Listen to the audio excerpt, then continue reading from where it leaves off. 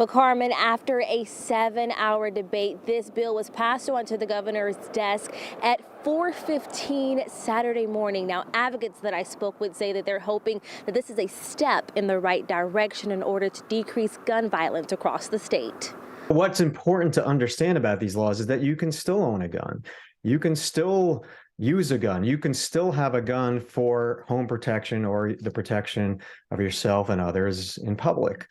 What this does is it establishes some restrictions. This proposal has lots of components and was one of Governor Ned Lamont's main priorities for this session.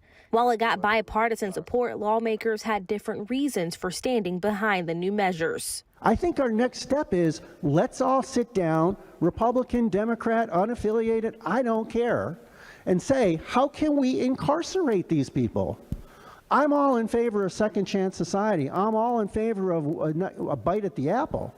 These are not small, low-level offenders. These are the ones that are causing huge violence and disruptions to communities, a feeling of unsafeness. How can we continue to allow guns to be in our society, in our schools? How can we allow this to happen? Lawmakers sent the package of gun reforms to the governor's desk, leaving advocates hopeful for an impact. It's a great feeling that steps are being taken to try to end this public health crisis.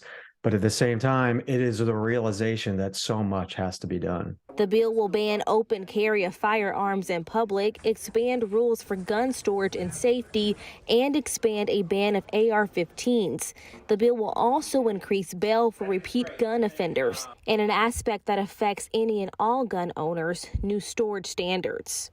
A simple step of locking your gun up could have dramatic effect on reducing that kind of access to firearms, but also the supply of firearms that we're seeing in our cities.